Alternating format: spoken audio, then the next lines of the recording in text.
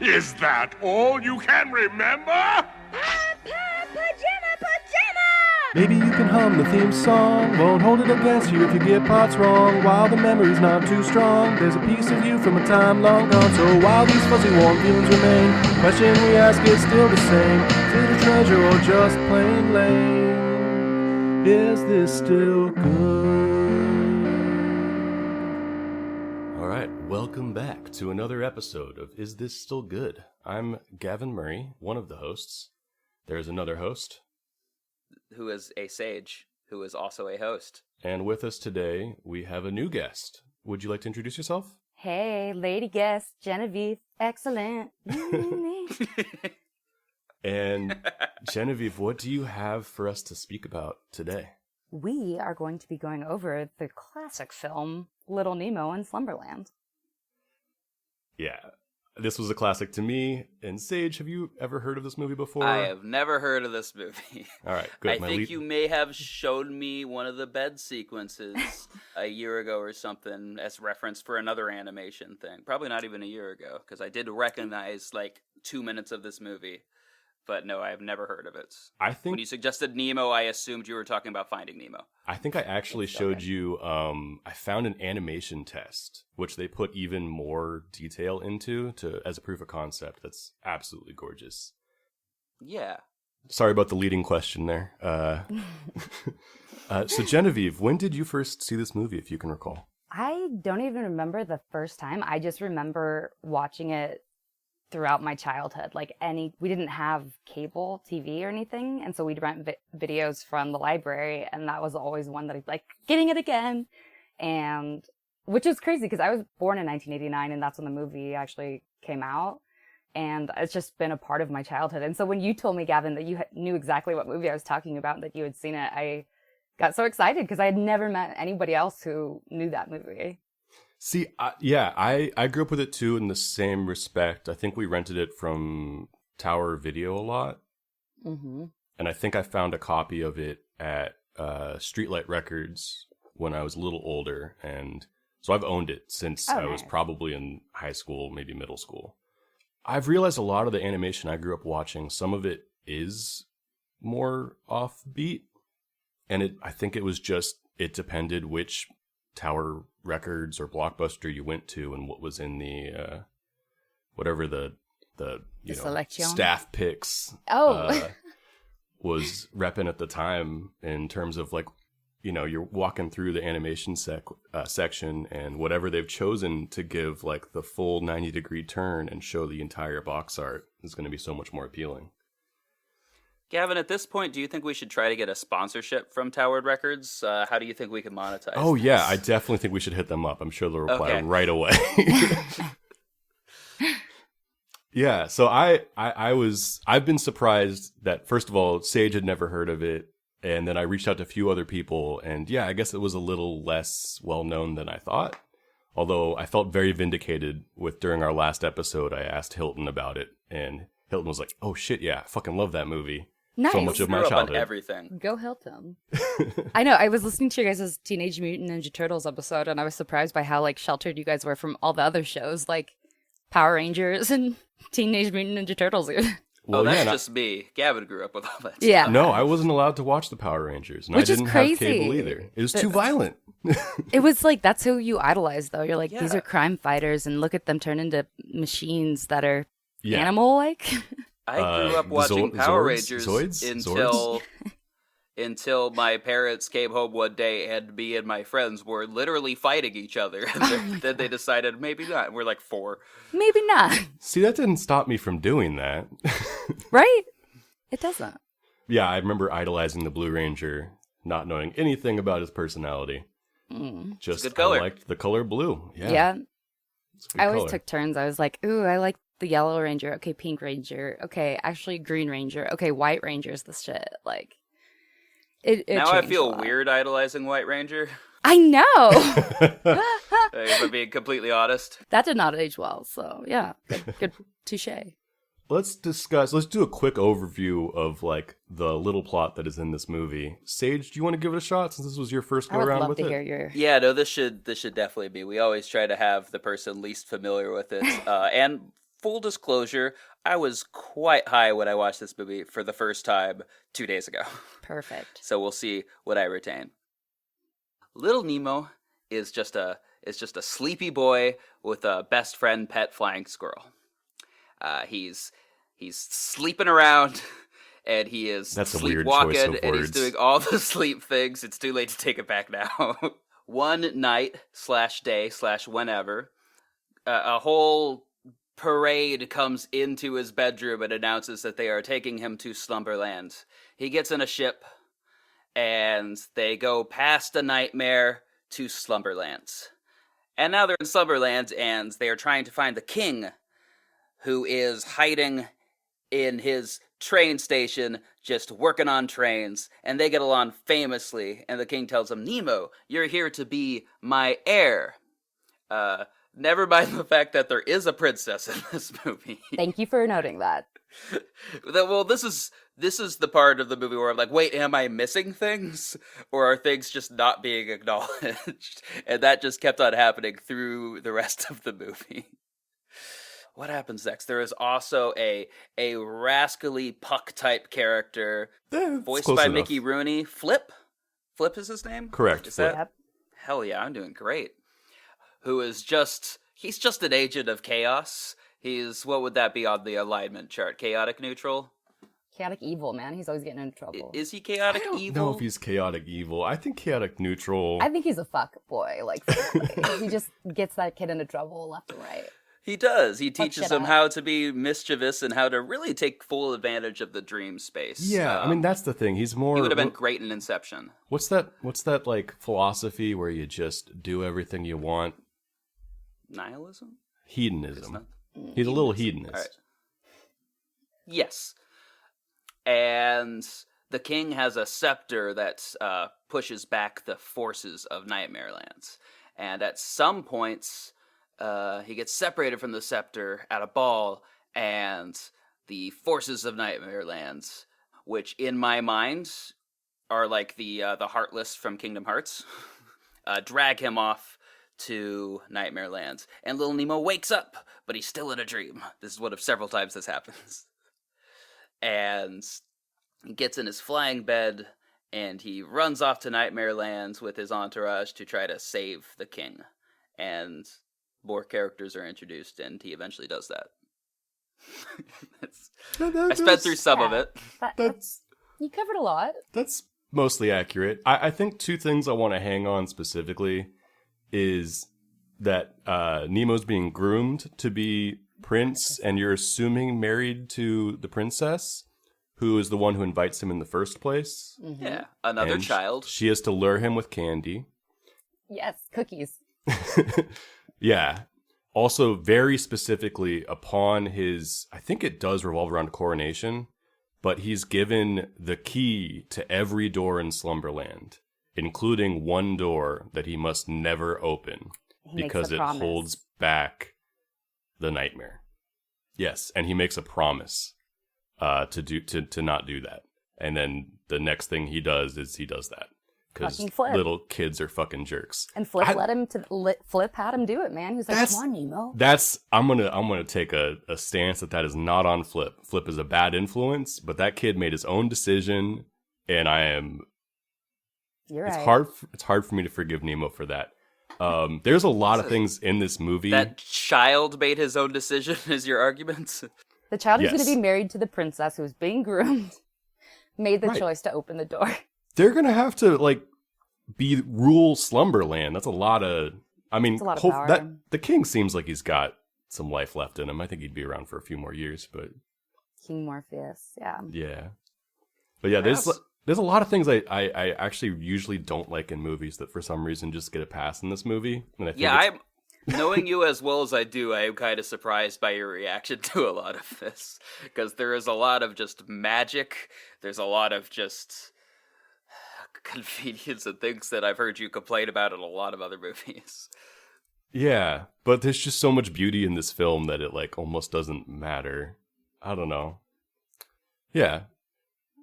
So Genevieve, what was some of your favorite things about this movie growing up, if you remember? Okay, I totally remember. I remember getting super scared of the nightmare goo that's coming behind the door, but I remember loving like Bon Bon, and when they're like have the butterfly wings on them, and then they're like flying over Slumberland, and then Real they quick, land. who's Bon Bon? Because we haven't Bon established Bon that. is that clown girl thing. I guess it's genderless, but it's the one. It's the thing that gives Nemo the cookies with the Professor Genius or whatever. When they're both adorable and come off as a little soulless. Exactly. And like, I don't know if like, I feel like they're just, I don't know, beings. Like, I don't even think that they're like actually like gendered in the film. Also, did you take it as Bon Bon was that specific one, or was all of the okay? I took it that way too, but I was curious. But well, they don't name any of the other ones. No. But then they like go into like dandelion like puffballs, and they're sitting on top of that like spinning tower thing that's like just floating up in air. And I'll never forget the part where Princess Camille is like, "I will, this day I will never forget." And it's like her accent in that moment is so awful that I even remember as a kid being like, "What an awful accent!" It's like pseudo British, but like the worst kind. But it's not even like a transatlantic compromise. Yeah, but so I loved that. And then also just like the fact that he got to fly in his bed, I always thought was super cool, because when I was a kid, I thought too, like my toys would like move in the night and like protect me from like bad dreams. And so that I have a movie to recommend you. Ooh. What? It's Toy Story. Oh, seen that. Which also like confirmed my beliefs as a child that I was like, toys do come alive. See, I had too much Chucky. The Chucky trailer just haunted, like fucked me up as a kid. I didn't even see the movie, but the trailer was frightening enough. I saw part of the movie and it stuck with me so bad, and it was like some army one, and yeah, I hear you. The horror of it stuck with me. Right? Yes. Something I realized watching it yesterday, because I watched it twice yesterday, but I'd never realized that it was a metaphor for him. Like him remembering his promise not to open the door was him eating the pie that his mom had in the fridge. Yeah. Does he make that promise in the movie? Because I never. Yeah. That's just. And it's just that paper that's on the thing. Yeah. Okay. Just make it sure. Right? And they don't ever show him eating pie. So that's why I'm like, is what? Like, I never made that connection as a kid. Right? Because he was sleepwalking. But then the next day. I mean, was he? Yeah, right. So the next day, though, when the dad's like, gonna take him to the circus, he's like, "Mom, I'm sorry I broke my promise and I ate the pie." Yeah, no, actual character development, which we'll get into later. Like he learns his lesson in his dreams. Yeah. And no, we're finished going over the plot of the movie. Okay. Perfect. Yeah. It's also leading up to right before he wakes up. The last thing he does is he has to be lured to Slumberland to hang out with the princess by cookies. And he doesn't even want to because it's a princess. It's a girl. He's like, I've never hung out with a girl before. Even though earlier that day she threw him a rose and he caught it and he was like, oh, yeah. Yeah. Look, boys are complicated. That's the thing, too, is like every major character in Slumberland is present in the circus going by that we see in the beginning of the film. So his dreams are being like, they're plucking bits of his real life, reorganizing them much like dreams do, and spitting out this strange narrative. Yeah. Which doesn't matter. I know. And okay, also, so like in the very beginning, you know how Flip like runs into Nemo when it's the actual like circus coming through town? He like bumps into him, and then Morpheus is like, "Here, come ride on my horse." And it's just like, okay, so that's exactly where his dream is pulling that from. Flips a fuck up again. Mm-hmm. Don't care about nobody. Okay. And then the king is like, "You're my chosen boy. Come sit on my horse." Right. And the princess throws him a rose. Yes, exactly. I'm like, that's one special fucking kid. And there's also the professor's in there somewhere, but I forget what he's doing. Yeah, I don't remember either. Professor Genius. Professor Genius. Oh man, I'd forgotten about his name. He's a professor. Now it makes sense. And a genius. Well, actually, that's just his name. Yeah, you can call me Genius. Sage, what were some of your favorite parts of this movie? There's a lot of this movie I like. I loved the whimsical nature of just like, he's flying on the bed, and at various parts in the movie, the fact that this is very clearly through the eyes of a child, works for me and does not work for me. Because it works for me when he just says "wee" and "yippee" way too much. Totally, as and then he's they flying do on the it bed. multiple times, even when they're racing with the with the princess. They do that again, and they're like "wee, yippee." Well, Yeah, I mean, it wears they on me. It works they the only first have time. they only have so many, those SAG child hours. You only get them for like a half day.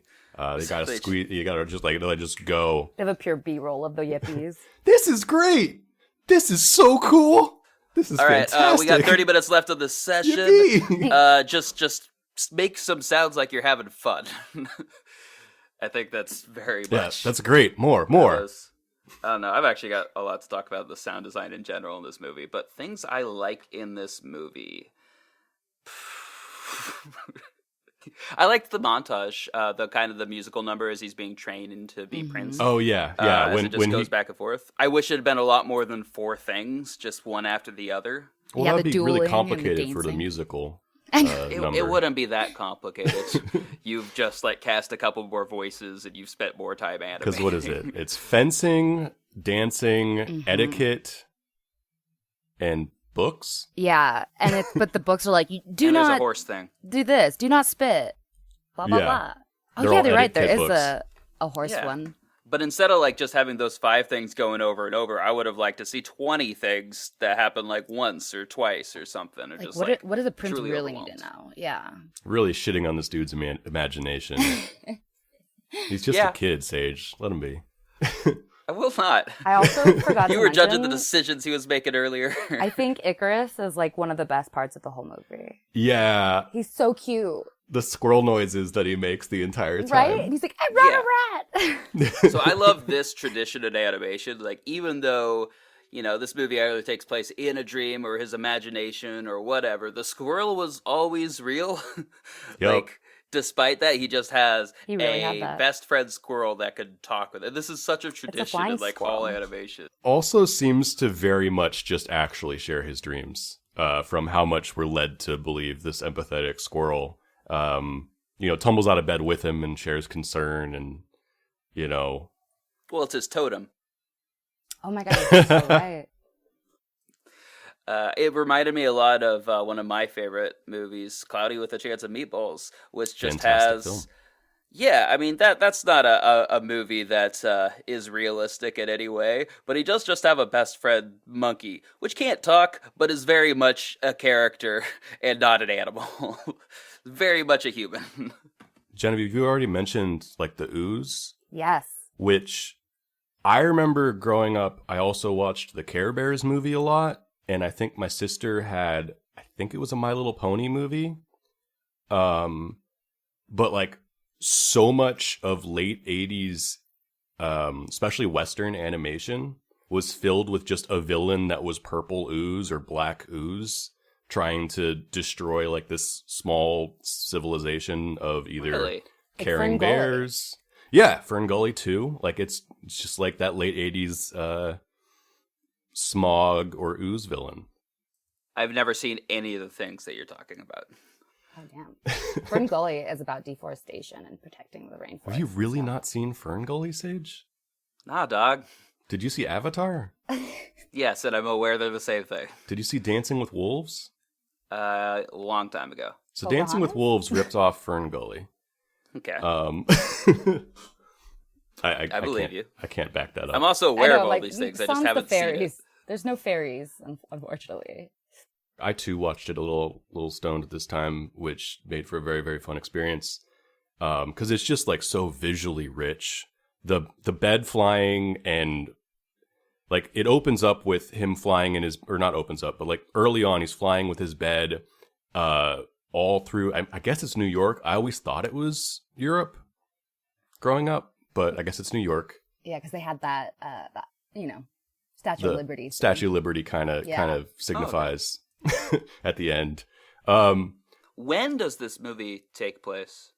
Do we know? I don't know. It's Okay. got to be Victorian era based on the clothing of the mom and dad is what my assumption is. And Yeah. the fact Some of that the their fridge buildings is a seem- little, yeah. it's like a ice box. Because you could still tell a story today where like someone falls asleep. It is like the concept of kings are still around. Hell, there are still several kings in the world. Right. And we've also talked how I'm not down with monarchy, and it doesn't.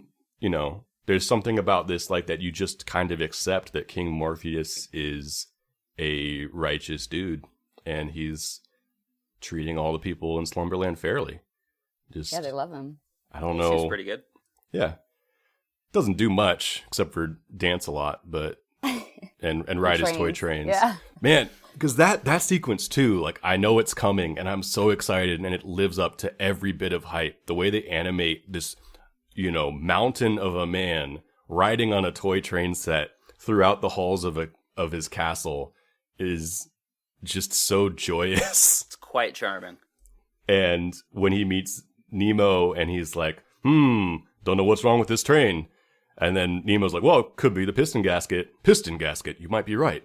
Wrench. And they just start like forming this fire line of like the tiny squirrel handing something to the little boy, handing something to this gigantic mountain of a man. I'm just going to use that term again. And they're all right. And they fix this train. He couldn't have done it with his daughter. So the boy's around now. Girls don't know about trades. Her entrance, too, I really enjoy because she's just so confident in, like, a really fun way where she just kind of picks him apart, continuously calls his best friend a rat, and knows she can get away with it. She's a delight. Yeah. And he's, like, straight up like, you invited me here. It's not my fault I'm in pajamas. She's like, you're so cute. Absolutely, Nemo. Which kind of works also because anytime he gets mad, she can just entirely diffuse him to like, it's not that he's even like accepting feelings. He's just so confused because he's a little boy. He just kind of falls apart. He just doesn't know how to respond to that. I would argue that he's the most confused little boy I've ever met in any media. Would you like to further on that? No, I think it speaks for itself. Okay. He's just so confused all the time, Gavin. I mean, I know it's a new set of circumstances, but like that is his default, is I don't get it. Okay. But I mean, it's also with the dream logic that works in this film, like he is both in charge of his own actions and so much gets away with him or from him. It's kind of interesting trying to pick apart like how much of this is lucid dreaming and how much is just dreaming. Like, does he really control his bed the way he seems to? That giant freaking manta ray that chases him around for a while that like still haunts me from my childhood. More so than any other part of the nightmare. The nightmare always scared me. That goo, man. So the evil. goo, yeah, the goo's freaky, but like that manta, the giant flying manta ray that he also brutally slices apart in the ending, which I'd kind of forgotten about. I definitely did. But yeah, I just want to hammer again on those visuals of like him flying this and like the way that it takes these wonderful moments and turns them into abject terror too. Because he's like flying his bed at one moment and then all of a sudden he's falling and then he's being chased by a train. That part's crazy. And then he runs into his mom who doesn't turn around, which is like, I know probably not supposed to read as that terrifying. It's probably supposed to be her not realizing the danger that this train's about to hit the house. But there's something terrifying about adults not turning around to face you in dreams that at least rocked me as a kid. I don't know. Does this still happen to you? Are your Please dreams look at just me. people not turning around and Please you turn being around. ignored? We don't need to get into my subconscious too much on this podcast. We don't need to. This movie's just so gorgeous looking. The animation is so beautiful. It's also this really weird mix of I know I'm jumping all over the place. I'm sorry. You asked what time this movie took place, and the original comic strip that it's based on, by Winsor McKay, started in 1906, and I'm assuming was written current. So this is probably like a turn of the century story. This is probably when it takes place. When So dirigibles were still a safe mode of transportation. Is little Nemo basically a man in that society then? Is this a full, like, coming-of-age adult story where the child just happens to be 8? I don't think so. I'm confused I'm by just saying, well, kids grew up a lot faster than you'd yeah, start to go to a he's not in factory when you were 9. I mean, he's 8, so it's pre-factory times. You didn't hear what I said then. You said 9. You said 9 he I'm goes saying, to like, work. he's he is about 8. to become a man because he's 8. Also, I am making up numbers. And I'm answering them with solid facts. Just saying. Nope, you're being contemptible. I do want to talk a little bit about, just because I didn't know this going in, the road that this went to get made. And we can jump back to anything at any time because our podcast has as strong a structure as this film. So this is the brainchild of, and I'm going to mispronounce a lot of these names, and I apologize, Yutaka Fujioka, who was one of the higher-ups at TMS, which was Tokyo Movie Shinsha, which had made like Lupin the Third. In America, they made Inspector Gadget, DuckTales, Batman the Animated Series, Animaniacs, Spider-Man. They also just wrapped making Akira before making this movie. Those are like some of all of my favorites from childhood. Yeah, I've actually seen most of these. They're kind of a big deal. The TMS logo, like that bright blue kind of really flowing text, you see in a lot of. They also did Detective Conan, which I never really watched growing up, but I know is a really big deal internationally. I know this probably isn't what that is, but is there any chance that's like Conan the Barbarian as a detective? I'm just going to not tell you what it is and let you live with that dream. Because that would be so great. Yeah. Would you say Be Solve Crimes? Yeah. Absolutely. I'm going to work that into a pilot when we finish this. What is best in life? To solve crimes and to see the DNA evidence. But yeah, so this guy went and he approached George Lucas, who didn't love the storyline. He's like, where's the character development? Then he went to Chuck Jones of, my brain is blanking. What is Bugs Bunny in? Looney Tunes? That one. That is correct. Chuck Jones of Looney Tunes From Space fame. Jam. And he also approached Hayao Miyazaki and Isao Takahata, who are like two of the best anime directors in history. Yeah. I don't feel like I need to explain who they are, but they're incredible, and you should look up everything they've ever done. I mean, I actually am only familiar with Miyazaki. The other name I feel like I'm hearing for the first time. Is there something I would know? He's done a lot of really gorgeous and more adult animation than Hayao Miyazaki. But yeah, everything he does is just, the performances are incredible, and the way he moves the story visually is absolutely beautiful. They both turned it down. Or no, they both worked on it and then quit. Miyazaki called it the worst experience of his career. What? Wow. What makes like designing animation and telling that story like a miserable experience? I think, well, Miyazaki's whole big thing is, again, character development is something that he does very, very well. And he tells stories about kids growing up, and like, so much of it is about these people on self-discovery, which this movie is definitely hinging on what made the comic strip great, which is the visual perspectives, the way like architecture bends, how color is used. This comic was full page, but like it's just crazy visuals, and then the kid wakes up. So, he can't grow up. Because he's got to go to sleep the next day and dream another dream. That's correct. So those two things are incompatible. I could see where Miyazaki would be frustrated. Some of the writers who worked on this were Mobius of French comic fame, who is credited. Also credited is Chris Columbus, which I know, Sage, I believe you're a fan of. I have met Chris Columbus. One of he's got an office right by the Triskelion. What's that building in San Francisco? I moved for like 4 months and I forget what the It's try something. But his office is there, and he's got like props from all his movies, whether it's the sword from Percy Jackson or like the sled from Christmas Story. All right, and the sorting hat and like all the more famous ones. I don't know, probably some jacket from Stepmom. He's got the bed from Little Nemo.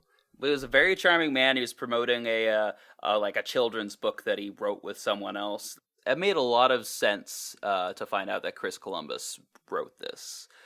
Because you can see a difference between how Chris Columbus treats stories about children and how Miyazaki treats stories about children. Yeah. There's a lot more just adventure instead of like it being in service of character development. Which, again, I don't think necessarily harms this movie. And just in case anybody doesn't know, Chris Columbus is the mind behind. He wrote Goonies. He directed Adventures in Babysitting, Home Alone. What's that Robin Williams family movie where he played Mrs. Doubtfire? Mrs. Doubtfire, so Harry Potter, like a lot of just seminal children's movies across several generations. See, I knew I could hand this off to you. Yeah, but then he also directed like Pixels and Percy Jackson, and like they're not all hits, but he's got a very consistent brands and a very consistent paycheck. Yes. But I'm not done. Also connected to this movie at one point or another was Ray Bradbury, who I believe gets story credit, and Brad Bird. Wait, that's like Fahrenheit 451 Ray Bradbury? Yeah. What? Yeah. I'm telling you, the guy Winsor McKay, this comic strip that this movie is based on, have been a big deal for a long time. Like, my dad has a book of these comics. And like Maurice Sendak based The Night Kitchen, like he calls that. I was literally going to bring up Maurice Sendak and how this reminded me of some of his stories, which are super fantastical kids doing crazy things, basically. Yeah, and like just being lost in like a different world. Like The Night Kitchen was one of my favorite comics or books growing up. It's absolutely gorgeous. And if you lived in San Francisco growing up when I did, you got to go to the Night Kitchen restaurant at the Metreon, where they just brought that to life, and you could sit in it. That's dope. I had no idea. Isn't the Night Kitchen the one that has the like penises in it? I mean, there's a lot of dough shaped into different things. I wouldn't be surprised if some of them looked like penises. It's kind of the way, like, The Little Mermaid had penises on the cover when it first came out on VHS, but that's just the way those castles looked, guys. Sometimes spires look like penises. Sometimes castles look like dicks. Yeah, it's the Transamerica building, by the way. That was going to bother me. And sometimes when you're a group of rodents solving adventures, there's just a frame of pornography that slips into the film. Disney's just presenting realism as best they can. They have a whole lot of other issues, but penises being on the covers, I get. I'm just saying. That is the official stance of this podcast. It's a man's world, so there's dicks everywhere. Mostly I'm just trying to prove to Sage that this movie, even though he knows that he lived in a cabin in Alaska and that he has his own reasons for not knowing this movie existed, but he questioned it too many times to me. Most of them are spite now, Gavin. So also Tom Petty and Genesis both wrote songs about Little Nemo Adventure in Slumberland. What? That's badass. Alan Moore has made numerous tributes in Miracle Man, Sandman, and Promethea. I'm sure there's more. I'm done. I'll stop flaunting that. We can. That's crazy though. That's super interesting because it's all stuff that I'm like, I never knew any of that. And those are all like dope ass people. No wonder this movie is so good. So your argument is that it's great by proxy? Is that what you're trying to...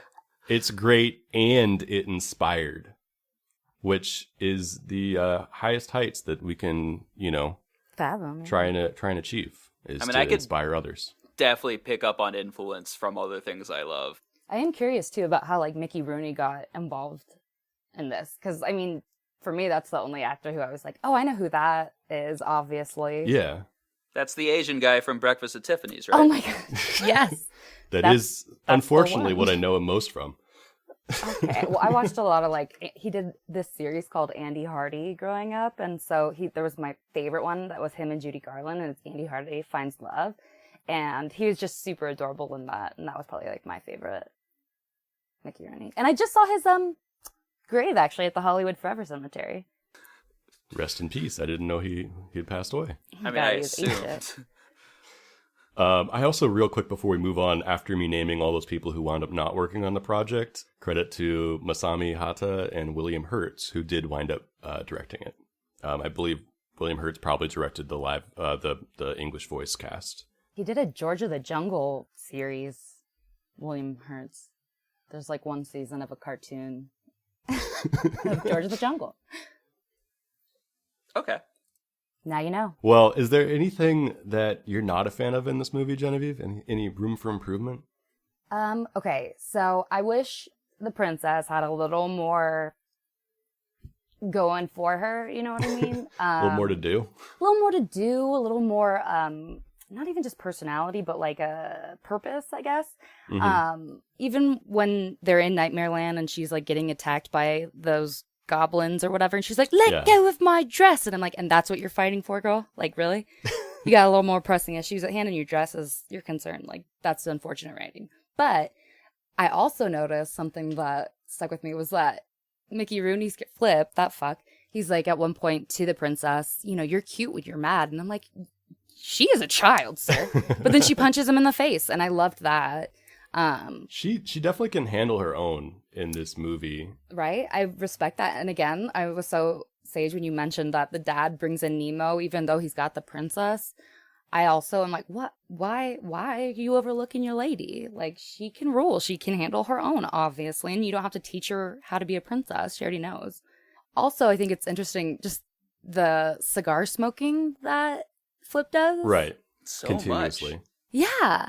And then she tries to ban him to stop, and he doesn't. And then he gets the bird all fucked up on the cigar. Right. At the end, he, like, fake holds what is essentially a gun pointed at them as a joke, and then sets off a firework, and then smokes a cigar that's like cigar. 8 feet long in one go, and then just collapses. He takes a giant hit off that cigar. Like, until it's all ash. And that would kill you. And then they sentence him to no longer smoke cigars, and he laughs because no rules apply to Flip. And also, okay, so another question is, when Nemo finally arrives to, like, fight the Nightmare King or whatever he is, I don't understand how the Professor, Genius, the Princess, and Morpheus are all in those, you know, tubes or whatever. Right. Which remind me of, like, Power Rangers. Exactly. Right? I agree. Like, where, who is it? Zed? Who's in the face Zed. thing? Yeah, that sounds right. Or Zod or something. Zod, yeah, No, whatever. Zod's Emperor Zod? Superman. What is that? Yeah. Zed. That's what they call him in Britain. I think you were positing how they got there, because that is... Yes. Yeah. They just kind of get captured. And we never see that. We just see them captured. That was another moment where Nemo wakes up. Yes. And so we lose The sight goblins of come with everyone him. else. And the goblins are in the real world. Okay, and you would think, so you know how the King Morpheus has to use his special wubba-dubba-lub for his scepter, and they never actually teach Nemo what the hell he's saying, which is like pajama shazama. It's more important than how to do horse ballet. Right? Exactly. Like, I forget what it's called, like decantering or something? I don't know. It's an incantation, right? Thank you. Yes. And Icarus has to hold it up for him. And I'm like, at what point did you write this down? Because you remembered it. I think that's actually all the training he gets is Morpheus just passes him a note. That would have been probably the most helpful thing. I think that's what happens. Like, focus on this, memorize this, because that's what you really need to know. Yeah. If when you're ready, because that's another thing too, is like King Morpheus doesn't think he's going to be gone anytime soon. So he doesn't expect Nemo to fuck up. Yeah, he doesn't, especially like day one. Jesus. I know. It was you had one job. Exactly. It's a big job. And the job just required you not opening a door. That one door. You could open any door except the spooky one. And you got to do it. Yeah, the door is not like something that you want. Like, it's not inviting. It's a spooky door with the spooky locks, and it has the dragon thing on it. Yeah. Oh boy. Can I say that I hate how much of this movie is listening to a kid just rhyme things with pajama? I hate not that's the that much in the incantation. movie. It's several minutes of time of just him saying it, and he says it Or so trying to figure slowly. it It's like out. it's written in front of you. Can little Nemo not read? He's learning. Those are just some reads it complicated, phonetically. made-up words, aside But he, from like, pajama, which he stumbles on it remembers and because they're reset. made fun of. And I texted Gavin that I was bothered by this. It's like, well, it's a complicated phrase. I'm like, right, but a writer wrote that phrase and made that decision that this is what's going to be in the movie. So someone is is still at brilliant fault writing. for making me feel like this. It's not me. Yeah, but, that gives the villainous reference to Fantasia. I'm assuming Fantasia was made before this. Yeah, definitely. Fantasia was made 50 years before this. Was it really? Oh, yeah, I guess it was. Fantasia, are you thinking of Fantasia 2001? No. Because that was made in 2001. Probably. I'd have to look it up. 2001, A Fantasia Odyssey. But then you get that great moment because the Nightmare King is realizing that he might be get off scot free just because this little Nemo is way undertrained for fighting nightmares. Is so he gets the to go, incantation "Ooh, referenced pajamas. Yeah. So scary. Is that referenced at all in the comics? The incantation or the scepter? I or don't anything? know. I wouldn't be surprised if the scepter was. Flip is definitely a mainstay. I think there is the nightmare. And I think Slumberland is actually destroyed once or twice in the comics, but I don't think they're very plot based. I don't think that there is that much. It's mostly just look at this crazy room that Nemo's in. Now he's upside down. He's on a That was ceiling. crazier. That kind of thing. On the tables. Oh yeah, that I forgot about that. That does happen in the movie. It does. Well, yeah, he's jumping on the tables and then he falls down that huge thing of stairs. I am a It's sucker for those type of sequences. Well, and that's especially great because, I'm sure that happens in other movies too, where it's in Mary Poppins, they all drink the laughing gas and fly to the ceiling. They drink in laughing this one- glass. Laughing gas? This laughing glass juice? candy tastes bad. My lips are bleeding. Why did I try to drink it without chewing? But they enter a room, Flip almost falls to his death or whatever. They start crawling around the ceiling, walls, floors. And what's happening is everything that's not them in this room has gravity reversed, but for them gravity has remained the same, which is madness. That's all. That's a good point, though. And okay, also, I would Yeah, like the science in to this know that Flip, we get a little bit of foreshadowing when Flip and Nemo first meet, and he pulls out the map, and he's like, I have the map right here, and it's the map Right, to to Nightmare Slumberland. Land. And he's like, oops, wrong map. And I was like, that's fucking foreshadowing, because they're going to need that map when they have to go there, because Nemo, of course, is going to fuck up and let in Nightmare Land. Or not Yep. Check let the out Nightmare Map. Mm-hmm. And then Flip falls in some water and erases his map on accident, and they're just flying by the seat of their pants. Oh Yeah, boy. and then he gets all bitter. Flip gets all bitter when the princess makes him the bag carrier, and he's like, "I was the Batman, and now I'm a bag man." It was you were going to be executed 10 minutes ago. Exactly, You were, you were about to be shot blown off into space out of a cannon into Yeah. the sun. Or whatever it was. Right, which is a thing that almost happens in this movie. And he immediately tries to negotiate after he's pardoned. What a shit. Exactly. Thank you. It was great. I love this movie. Why couldn't the kid have just said Shazam? Pajama Shazama. Because the words are pajama, I guess he Shazama, does Shazama, it. pajama, pajama, pajama, Shazama, pajama. Yeah, duh. That took so long. Well, and that's got there's also, because other movies that remind me of this, I mentioned Care Bears, using that ooze stuff, but this also felt like a precursor for The Pagemaster. Has a lot of this movie in it. Yes. Totally. I'm trying to think what else that Rock and Rule. I don't know if anyone saw that. That's maybe not as similar, What? or the Rock and Felix Noodle? the Cat movie. Very directly feels like this was kind of just a type of movie that was made a lot back then. Did any of you guys watch the Felix the Cat movie? I didn't know I've there was never such a seen it. thing. It's Felix the Cat, and he has a magic bag. Magic bag of what? It can do whatever he wants. Cats. And More More cats. cats. he has to go save a kingdom with his friend the princess. I think. It's kind of like Mario and Luigi too, like the actual movie and the game. Yeah, very Never much seen so. the movie. Oh man, that would be another good one for you guys to review because it's a ride. Yeah. I also wanted to check out, apparently they made a Double Dragon movie that's got, like, actors I like in it, but no one has ever heard of or seen it. It came out, like, the year after Super Mario Brothers. I'd be super down to do a Super Mario Brothers movie episode. Genevieve, if that's something you'd want to do in the future, I'm open to it. I gotta rep my Yoshi. Oh, God. Thing's so terrifying. I know that all of it, it's not, no one is cute in that movie, even though that in the game, the characters are actually like, I love Yoshi. It's so adorable. Wait, that movie's Bob Hoskins and John Leguizamo, right? Yeah. Correct. That's insane.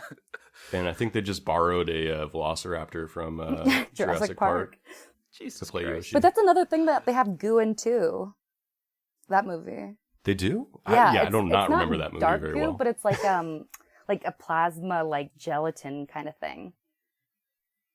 I remember it. Yeah. Also, Teenage Mutant Ninja Turtles 2, Secret of the Ooze. Secret of Ooze. Of the Ooze. And Ivan Ooze from the Power Rangers movie.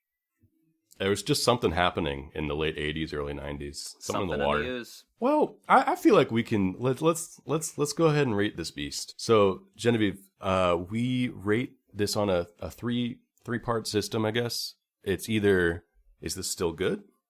Is this something that was maybe better as a memory? Or is this something that we should bury in the ground and never speak of again? Great ranges there.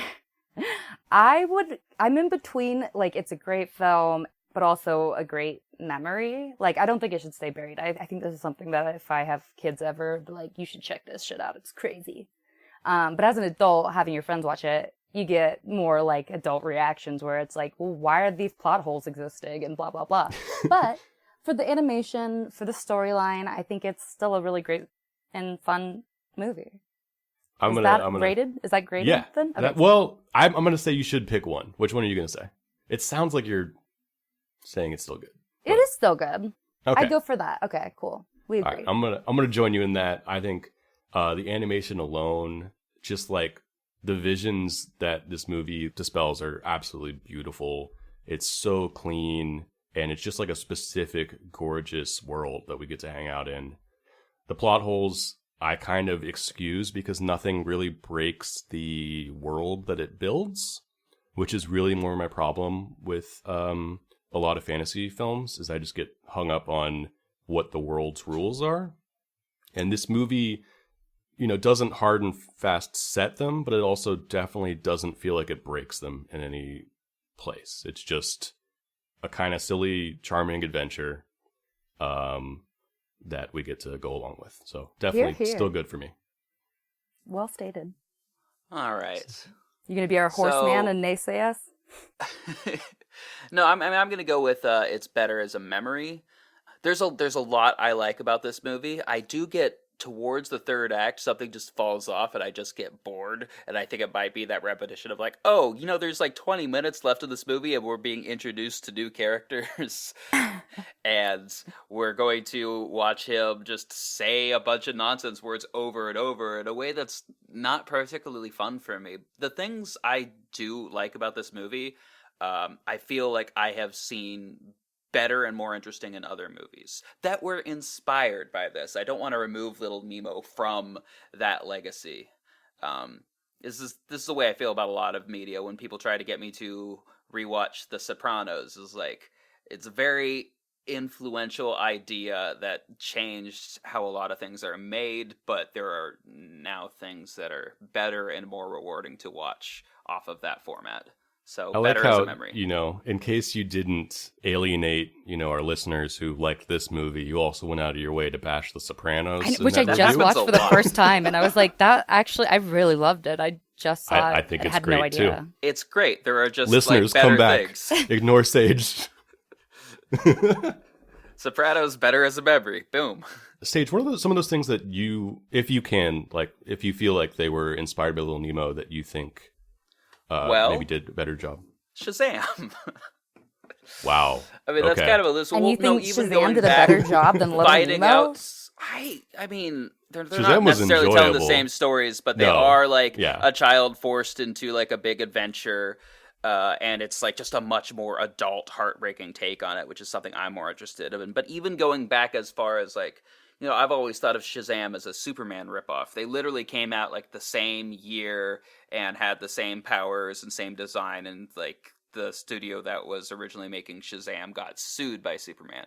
But now that I find out about like Little Nemo and even earlier comics, I'm like, oh no, there was also influence from a lot of other sources. There was something in the water back in whenever Superman was invented too. But I will say, like the sequence of like gravity only somewhat working, where he falls through and goes on the banister, and like I am such a sucker for that. And the one that's jumping into my head the most in Doctor Strange, when he gets pushed through the multiverse. Yeah. Totally. Totally. And Harry Potter has some of that in it too. Yeah. With the endless banisters, I think. Which is also Chris Columbus, so, you know. Yeah, makes sense. Is there anything, Genevieve, that you want to call attention to in terms of being inspired by this? When did Fern Gully come out? That feels around the same time. I would guess maybe 92. Because I remember that's an absolute guess. even like when I was referencing this movie to you, I referenced Fern Gully to be like, and it had like the goo, and it's not Fern Gully, but I'm looking it up. Fern Gully. 1992, you're right. So that was like 2 years later, which I don't know. Is that enough time to actually be inspired by? Yeah, it counts. then Well, that actually, animation does take a while. Yeah. That would be weird if like all these movies just like, you know, none of them had come out yet, and everyone's just like, we got this new thing, Ooze. It's the perfect villain. It's creepy. It's faceless. It's Well, actually, uncontrollable. Kids will love Ooze. in Care Bears, it has faces, and it's actually kind of cute, even though it's terrifying. I would also love to watch the Care Bears movie, and I'm sure Sage never will be seen right that. up your alley. Yeah, why wouldn't I like that? What of our past conversations make you think I wouldn't be interested in watching an entire Care Bears movie? I wanted to add really fast that also a lot of the later like Miyazaki things, I understand why he like stopped working on this. There's a lot rewarding where characters have, you know, arcs and learn things, and I just feel And like on this a is just deeper level, yeah. boy Yeah. that goes on adventures. Like I would much rather watch Totoro or probably a better example, Coraline. I think Coraline's a much better version of this movie. And I really liked Coraline for the most part. To me, Coraline and like Pan's Labyrinth have these aspects of levels, which this movie, even though I feel like it very much falls into the same patterns, I think I just saw it early enough that it kind of escaped that critical part of my brain. And specifically in Coraline, like she's on an adventure having to collect various items, if I remember correctly. Or in Labyrinth in general, too, is like another... Right, which I think Labyrinth has the same goblin voices. Right? The only thing They're I did fun notice, the goblins. only other voice They're good other than goblins. Mickey Rooney that I recognized was Nancy Cartwright plays one of the goblins. And that's, if I remember correctly, that's both Bart and Lisa Simpson, right? No, that's no. Yeardley Smith. Yeah. Oh, then I don't know. What the hell's Nancy Cartwright? I think she also gonna was cut on The this part. Simpsons. I forget who she is too, but yeah, she's a deal. I remember her. On our continuing just lashing out at various unrelated franchises, I'm gonna go ahead and just shit on Dragon Ball Z, because having to just go collect balls for no reason or for some reason, but there's just a shit ton of balls out there. The story can go on forever, and they just have to go find balls and power up for a while. Meh. Go Super Saiyan. But we should probably have someone on to defend and make me see the light when it comes to Dragon Ball Z, because I don't get it. Nancy Cartwright totally voiced Bart Simpson. Like, I'm Yes, looking you're it up right. now. Sorry, All right. but Lisa Simpson is Yeardley Smith. Oh, okay. I always Right. thought there was the thing where those were the same people. I know, like, No. Regina King voices both In the brothers on the Boondocks. Boondocks. Maybe that's what I'm confused She's by. talented. She's That's great. possible. Well, Fantasia, 1940, by the way, so almost exactly 50 years before this. Definitely. although, And also 10 Actually- years after this, if that's what you're going to say. well, I was going to say 20 years after the comic, but I don't know when the Nightmare King or if he was part of the comic. I also wanted to mention, you mentioned Miyazaki's work, which I do think is like absolutely incredible, and I don't want to discount the fact that he did work on this movie. Like, he wound up leaving, but I'm sure parts of what he did are still part of this movie. His thumbprints are still on this. Yeah, absolutely. He touched that child. Ew. Jesus Christ. If I hadn't already said he's sleeping around in this movie, that would probably be the most disturbing part of this podcast. Anyway, should we talk about what it would be like to remake this? Like a human version, or Isn't that a thing that's happening? So, yeah, one thing that is happening is Netflix has the rights, and they are making Little Nemo, which is the female version of Little Nemo. They've also redesigned Flip, who's being played by Aquaman. Jason whose Momoa? name I forget. Yes, Jason Momoa. And he's going to be like 10 feet tall in their version, which I Like an ogre. don't get necessarily, Yeah. but intriguing. How's he gonna ride a bird if he's that big? 20 Got a foot bird. really much bigger bird. Yeah, Just get an Auroch in there or something. We need a bigger bird. gonna need a bigger bird. Love it. Man, that bird too. Which did you guys watch? I think it's The Secret of Nim, where it follows this rat mother whose kid is sick, or mouse mother whose kid is sick. I was like a rat mother. And she's having to go to the rats that live in the rose bush, who have escaped from a lab and are super smart due to testing, and have developed medicine and technology, and they siphon power off the house they live nearby. But they have like almost the exact same bird that Flip rides, named Flap is the name of his bird. Flip and flap. That track. Anyway, just like shout out to goofy birds and animation. I'm a fan. But so go on about the remake. What else is going to be? Oh, that's all I know. Yeah, I That's forgot we were for juicy, a second. though. Yeah, it's coming. I'm, intrigued. I'm still not. Is it going to be live action, or is it another cartoon? Or... I don't know. Like, Netflix has had a strong foot in animation now for a while, so I would be down for either. I'm intrigued. I kind of hope it's animated, but I'm very intrigued. Yeah, is this because I know they're also rebooting Avatar: The Last Airbender as a live-action series. I Interesting. guess I'd rather see like another animated version of this, probably. In terms of the animation style, I can't think of a better suited way to do this. Like, I mean, you could make Nemo live action and everything else is animated. There's probably a version of that works. I mean, but we had Tim Burton's Alice in Wonderland movie. Ugh. And there's just something about those visuals which don't work for me, personally. I'm open to see people trying it again, but... I have a hunch if Little Nemo comes out today, you're not going to like it as much, Gavin. I just want to prepare you for that. The cartoon? Yeah. Well, and especially if Tim Burton does it, I'm sorry, but... I mean, I still love cartoons. I'm so much of my brain is able to not shut down, but just be taken when it comes to animation. There's something to me that I don't know if it's more forgiving or just more open. And,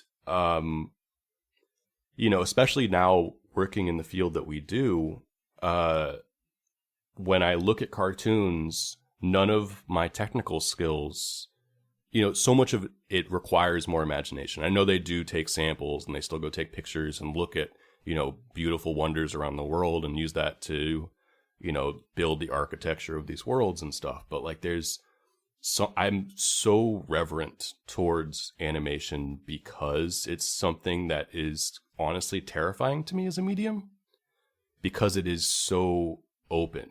Like, there's so much possibility that it's frightening. Yeah, you don't have constraints. That is like what I need to really get creativity out of my projects. If I'm just like, you could do anything, I just sit there and don't do anything. Which is why, it's very easy for me to edit these podcasts and make the most out of what exists. It's very hard for me to sit down and write things where I'm not limited by anything. The possibilities which are the two endless. things I'm doing during quarantine. Yeah. those are all my jobs. Sorry, go ahead. Well, I looked up a little bit more about the remake, and it's from Moana Studios. Basically, the people who did The Little Prince. So already within... Oh. So I think that's a tremendous fit. Yeah, that was a really beautiful looking film. I kind of had maybe the same critical eye in terms of like, there's not really character development in that movie, but like the animation is absolutely mind-blowingly beautiful. I mean, I can pitch the version that I would love to see of this. I would like to see, I guess Leica already did Coraline, so maybe that's a little redundant. But like, I would love to see like that sort of stop motion carried through. From that would Leica. be amazing. Yeah. And I'm stoked on the fact that it's going to be centered on a lady. Yeah. Yeah. On Nemo. Do you think there'll be a prince? Who gives? I hope not. We don't need no prince. Who's gonna bribe her with cookies then? If it's just the king or queen, that would becomes be a little creepy creepier. if it's a king. Yeah, yes. What if there's a prince in it who just has like no agency and no real purpose for being in the movie? Oh my god, that just It's like just reminded like, me of your Game little of rat Thrones. friend. Your little rat. All right, terrible question. Do you think that this gender swapped remake will get ugly internet pushback? Yeah, of course. Haters. Gross. The incels are gonna be coming out. Yeah, like I think that's just a constant right now. Like I don't know when that's gonna go away, but I don't see it going away anytime soon. Which is stupid because it's like, well, this is based 100% on like imagination, crazy. Yeah. Why couldn't you imagine it being based on a girl? Why can't you imagine a girl having an imagination? Exactly. She doesn't have to just be the princess who cares about her dress, okay? Yeah. Just to go back to that conversation on how endless, how open animation is. We have talked about Ranma and them reusing cells and that sort of thing. And budget actually does factor into animation. This seemed like a very expensive movie. Although, compared to, say, Treasure Planet, this was, I think this was like a $30 million movie. Are you kidding me? Wow. Then why does it sound so fucking bad? I would like think everyone that they would sounds have more like open eyes then. I thought they just were like, seriously, like, I don't want to draw all these eyes. There were so many things that just seemed like cost-saving measures. But like, really? no, what always Or bothered me, time-saving. there's a lot of like reused animation, but I mean, what bothered me the most is it just sounds like all the actors are like distant from their mic, and it's consistent enough that it seems like a conscious decision. And like, microphone technology was good enough in the late 80s. Other animated movies and other movies don't sound this distant. It seems like you are watching a performance through glass. You're just a little bit more removed from the movie than you need to be. And maybe, that's like it's when you describe magical, it that ethereal. Way. It doesn't work for me at all. Okay. I want to be there with those people. I never considered that, actually. Yeah, to me it sounds fine. But it also sounds like the way I feel a lot of these movies sound. Like if you listen to Rock and Roll, which is probably a much cheaper movie, they still sound far away all the time. But it's also like a lot of this movie is in wide shots. Like this is, it Close is up sound distance too. It's not like forced perspective. But I mean, I'm just saying this movie is kind of removed, I feel like, in a lot of ways. And that might have been something conscious. Back to the budget thing real quick. So this movie did cost $35 million and earned $11 million in the box office. It was a box office bomb and did not do well. I think it had a good life on video, which of course is where Genevieve and I first saw it. And, has developed what you might call a cult following. But yeah, did not do well when it first came out. Where was it released? Like just in Japan or? I mean, it's definitely an American co-production. I guess the English, yeah, good point. Yeah, these ones aren't dubbed. Well, there is a Japanese cast version, like, and I'm sure they were doing both at the same time. I'm not sure if it's one of those movies where, they did both versions in terms of the way the mouths move. Because it feels like they match up That definitely pretty would good. have added to the budget significantly. There's not very many animated movies that do that. Coco's the only one I could think of. Yeah, I don't know. I just remembered this. Have you guys ever seen the movie Wizards? I know of it. That's Bakshi, right? I have no idea. I just know that like Mark Hamill did the voice. Yeah, I've seen Wizards. Okay. It's Twist. Yeah, Ralph Bakshi, whatever. Yeah. But that is a movie also kind of similar to Nemo with like the demons and like the underground, and especially the drawing of like the evil goblin elves things. Yeah, and Ralph Bakshi is a really, really interesting person. We've talked about him a little bit on this podcast, and it'd be fun to do in one of his movies sometime. I don't know what that stamp left on you, Sage, or when you saw it. It is so dark. It's just a weird movie. He's more of an adult guy. He, I think, was at Disney and left during a strike and just didn't come back.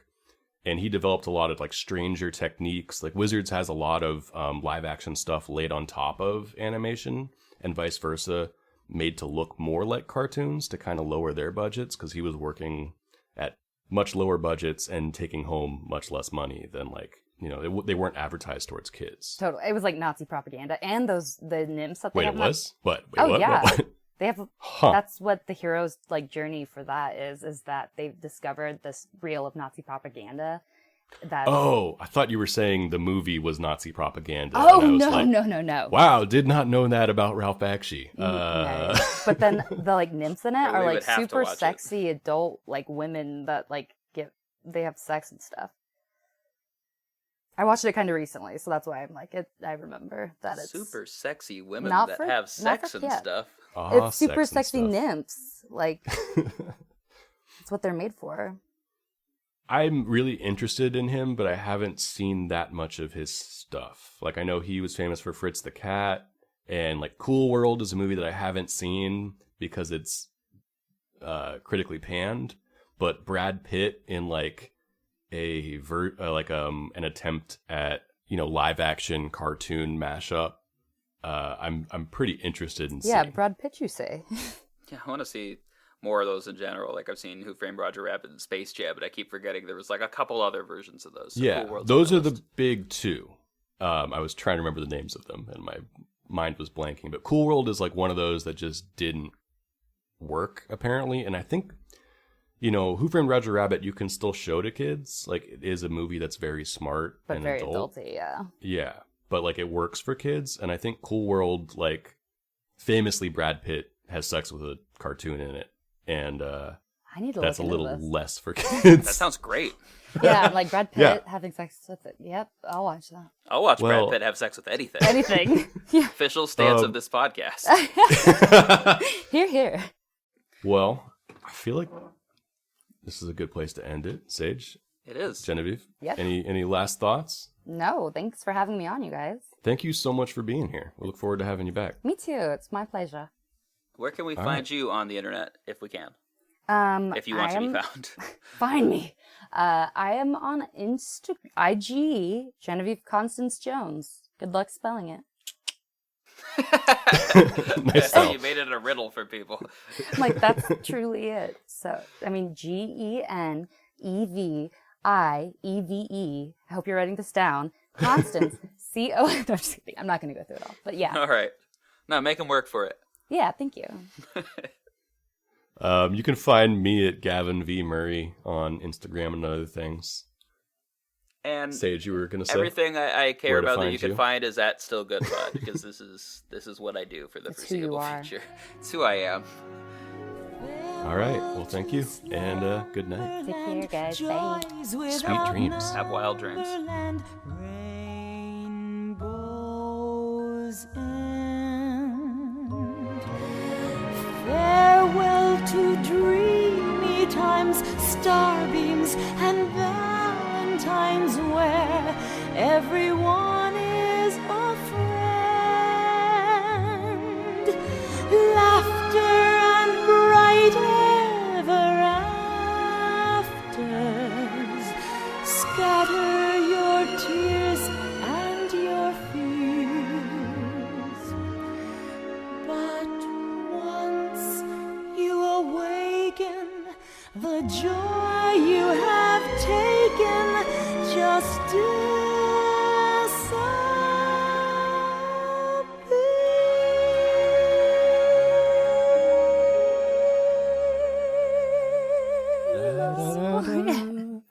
He's Nemo in Slumberland.